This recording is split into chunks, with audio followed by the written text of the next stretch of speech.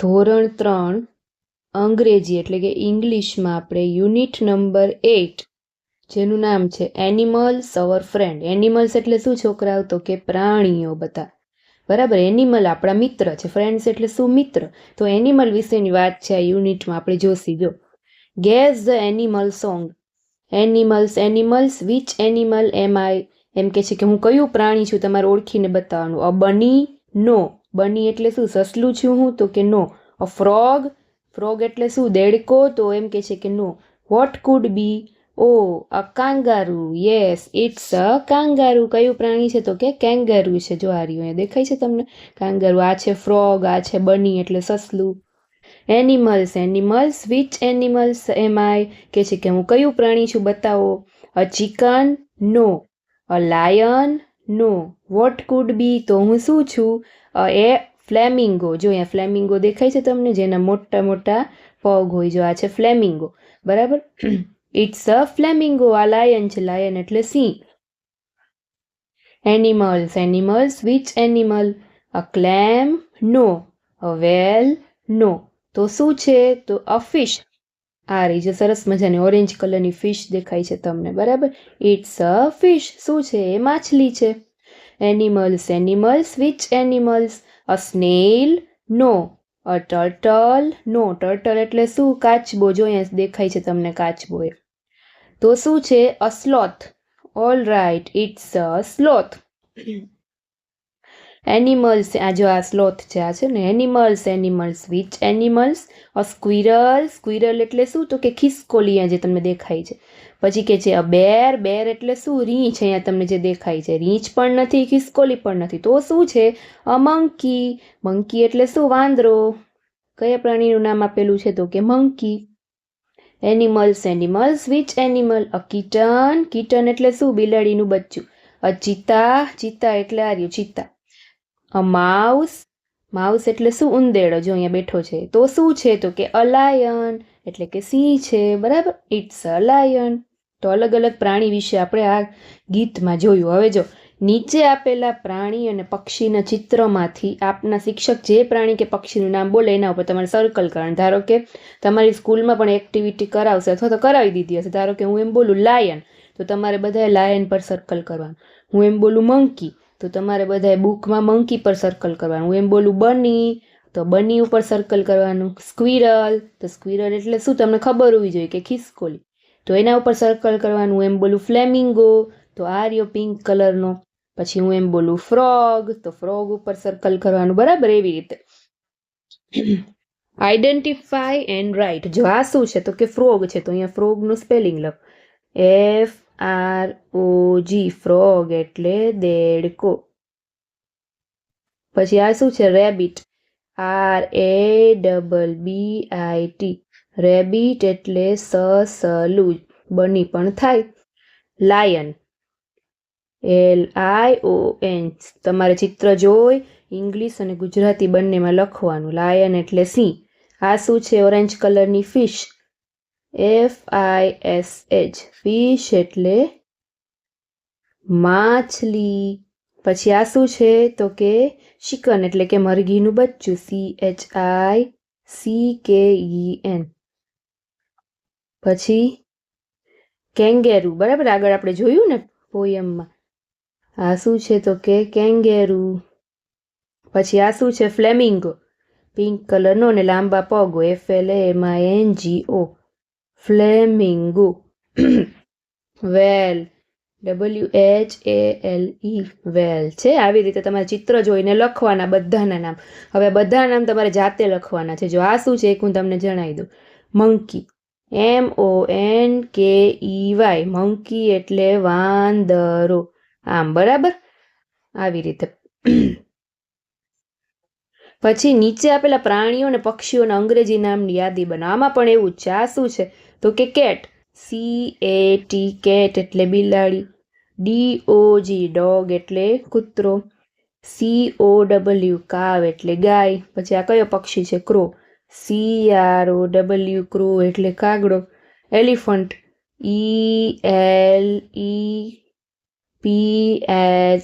ELEPHANT, elephant એટલે હાથી. Pigeon એટલે કબૂતર. PIGEON, પિજન એટલે કબૂતર છે, બરાબર.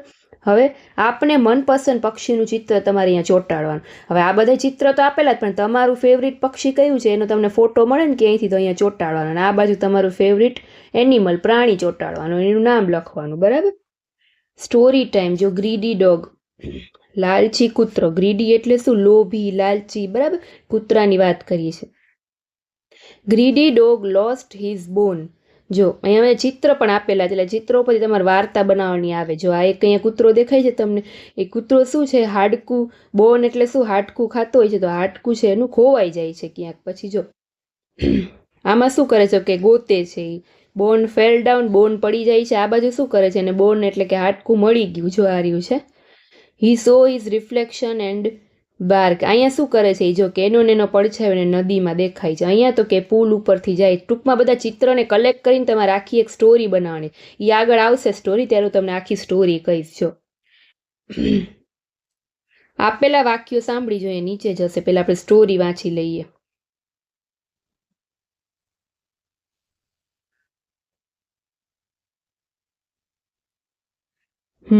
જો greedy dog. There was a dog. એક કૂતરો હતો. He was very hungry. Hungry એટલે શું? તો કે એકદમ ભૂખ્યો થયો હતો. He was in search of food. હવે કૂતરો ભૂખ્યો થયો હતો એટલે ફૂડ એટલે શું? તો કે ખોરાકની શોધમાં આમથી આમ ફરતો હતો. At last he found a bone. અને અચાનક જ એને એક હાડકું મળ્યું. He picked the bone with his mouth. પછી એને એના મોઢાથી, માઉથ એટલે શું? મોઢું. એના મોઢાથી એને હાડકું પકડ્યું ને he was going back home. અને પછી એને ઘરે જવા માંડ્યો. There was bridge on the way. રસ્તામાં એક પુલ આવતો હતો. બ્રિજ એટલે શું? તો કે પુલ. નદી ઉપર જે પુલ હોય ને એ. He went on the bridge and saw his reflection in the water. એને શું કર્યું? બીજ ઉપરથી જેવો ચડ્યો, નીચે શું હતું? નદી હતી. તો એનો પડછાયો. રિફ્લેક્શન એટલે શું? તો કે પડછાયો. એનો પડછાયો છે એને પાણીમાં દેખાયો. He thought that there was another dog with bone in the water. હવે એના મોઢામાં હાડકું હતું. એનો પડછાયો એને નદીમાં દેખાયો. એટલે પડછાયો કેવો હોય? આપણો જે પડછાયો આપણો જેવો જ લાગે ને, બરાબર. આપણો પડછાયો. એટલે કૂતરાને શું થયું કે પોતાનો પડછાયો જોયો તો એને એમ થયું કે નદીમાં કોઈક બીજો કૂતરો છે ને એની પાસે મોઢામાં શું છે? હાડકું છે. એવું થયું એને. તો એને એમ થયું કે એની પાસે જે હાડકું છે ને એ હું લઈ લઉં તો મારે બે થઈ જાય ને, એવું એને લાલચ થઈ ગઈ. He started barking at his own reflection.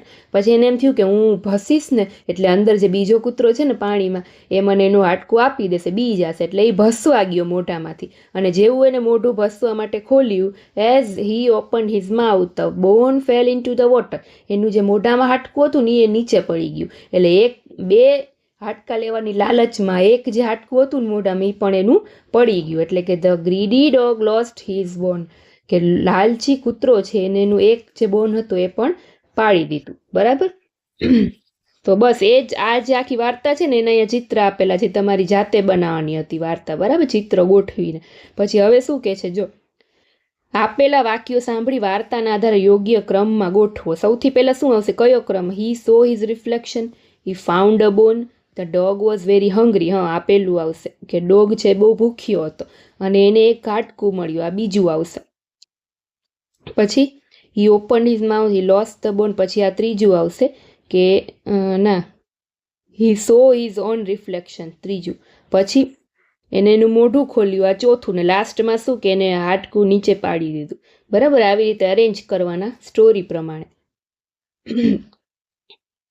Listen, count and write. નીચે આપેલા સ્પેલિંગ્સ વાર્તામાં કેટલી વખત આવ્યા તે ગણીએ અને લખીએ. જેમ કે જો ડોગ નામનો સ્પેલિંગ વાર્તામાં કેટલી વાર આવ્યો તમારે અહીંયાથી ગણવાનું. જો ક્યાં ગઈ આખી સ્ટોરી? જો ડોગ કેટલી વાર આવ્યો? એક. બરાબર. પછી 2. 2 વાર આવ્યો ડોગ. અહીંયા આવ્યું ત્રીજી વાર. તો અહીંયા તમારે લખવાનું કે ડોગ કેટલી વાર છે? તો કે ત્રીજી વાર. 3 વાર ડોગ નામનો સ્પેલિંગ આવ્યો. પછી બોન કેટલી વાર આવ્યો? ટૂંકમાં એ વાર્તામાંથી તમારે આ બધા સ્પેલિંગ કાઉન્ટ કરવાના અને અહીંયા પછી લખવાના તમારે. બરાબર. ચાલો પછી સ્પીક એન્ડ લર્ન. જો જો ચોક આપેલા છે, અહીંયા એપલ છે સામે સામે, અહીંયા લાયન છે, અહીંયા 1 લાયન છે, અહીંયા 3 લાયન છે, અહીંયા ફોન મોબાઈલ ફોન છે, અને અહીંયા સ્કૂલ બેગ છે. હવે શું કરવાનું છે? જો for example an apple apples, એક વચન ને બહુ વચનમાં તમારે બોલવાનું, બરાબર? જો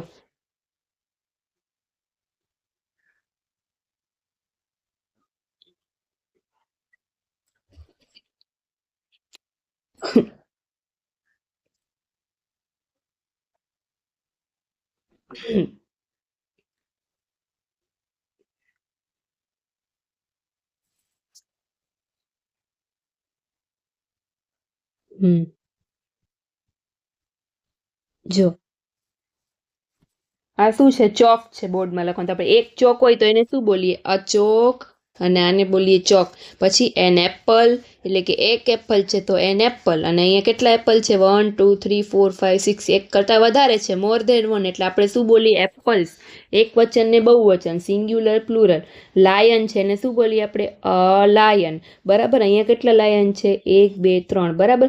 પછી લાયન્સ. પછી અહીંયા મોબાઈલ ફોન કેટલો છે? એક છે. તો મોબાઈલ અથવા તો તમે ફોન એમ પણ બોલી શકો ને. અહીંયા કેટલા છે? 1 2, 2 ફોન્સ.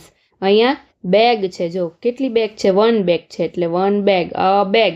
અને અહીંયા 1 2 3, 3 બેગ્સ છે, તો એમ લખી શકે 3 બેગ્સ. બરાબર? ટૂંકમાં પાછળ એસ લગાડવાનો જ્યારે બહુ વચનમાં કરીએ ત્યારે. અહીંયા કેમ આપણે કહ્યું? જો એપલ, APPLE,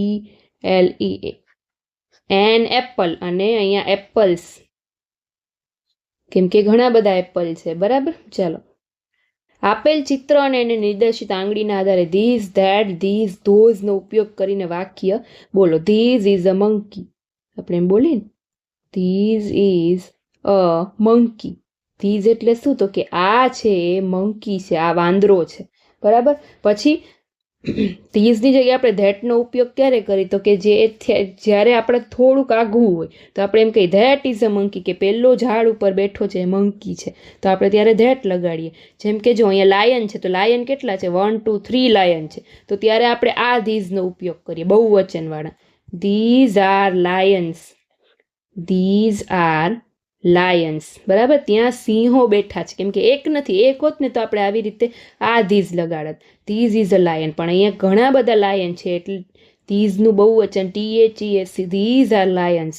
પછી ધેટ ઇઝ કેટ. શું કામ ધેટ શું કામ આવે? તો કે જો બિલાડી આઘી છે, આંગળીથી દેખાડે છે પણ બિલાડી બહુ દૂર છે. ધેટ ઇઝ અ કેટ, અને એક જ છે એટલે ધેટ આવે, ધેટ ઇઝ અ કેટ. પણ જ્યારે એપલ દેખાડે છે ત્યારે એપલ એક તો આઘા પણ છે અને ઘણા બધા એપલ પણ છે, એક નથી. તો ધેટનું બહુ વચન શું થાય? તો કે ધોઝ.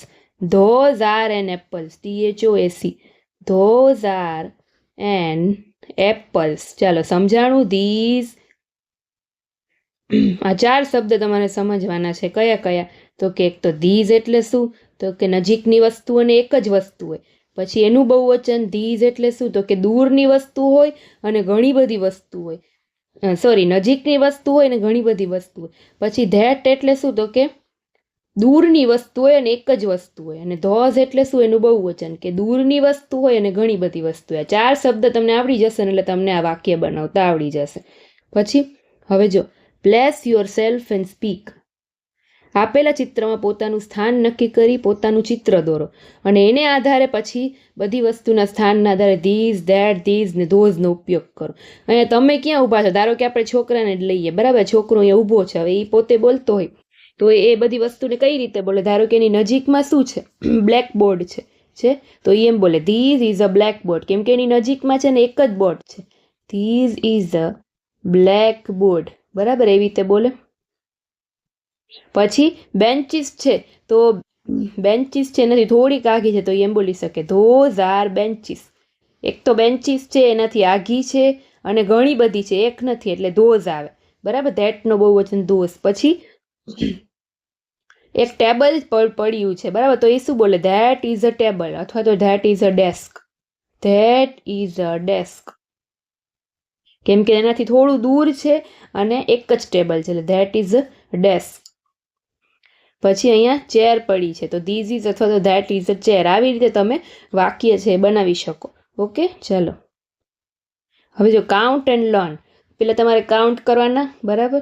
અહીંયા કેટલા આપ્યા, આ કેટલાની નોટ છે તો કે 50 રૂપિયાની, 50 પ્લસ આ કેટલાવાળી નોટ છે 20 રૂપીસ, 20 રૂપિયાની, પ્લસ અહીંયા બીજી 20 રૂપિયાની નોટ, અને પ્લસ આ કેટલા રૂપિયાનો સિક્કો છે 1 રૂપિયાનો. હવે બધાને ગણવાનું, 50 પ્લસ 20 એટલે 70 પ્લસ 20 એટલે 90 ને પ્લસ 1 91. ઓકે.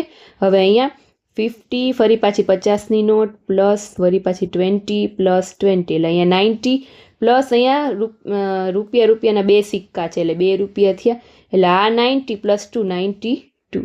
એવી રીતે આમાં 50 પ્લસ 20 પ્લસ 20 પ્લસ 5નો સિક્કો છે જો અહીંયા પ્લસ 5, એટલે આ 90 પ્લસ 5 એટલે 95.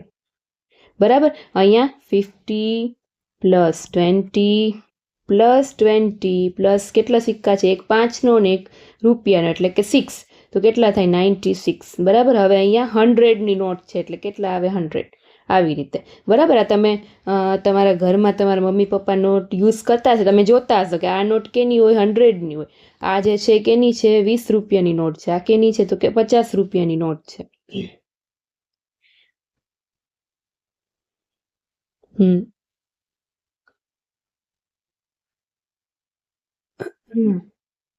બસ તો સરસ મજાનું જે યુનિટ હતું 8 નંબરનું આપણું અહીંયા પૂરું થાય છે. અહીંયા આમાં આ યુનિટમાં આપણે ઘણું બધું શીખ્યા, ધીઝ, ધેટ, ધીઝ અને ધોસ. આ 4 વસ્તુ હંમેશા યાદ રાખજો. બરાબર. તો હવે ખાસ કરીને જે લોકો નવા છે લોકો ચેનલ સબસ્ક્રાઈબ કરી લેજો. તમારી ફ્રેન્ડ સર્કલમાં 3જા ધોરણમાં કોઈ ભણતું હોય તો એનો વિડીયો શેર કરજો. બરાબર. તો આપણે ફરી પાછા યુનિટ નંબર 9માં મળીશું. ત્યાં સુધી બાય બાય.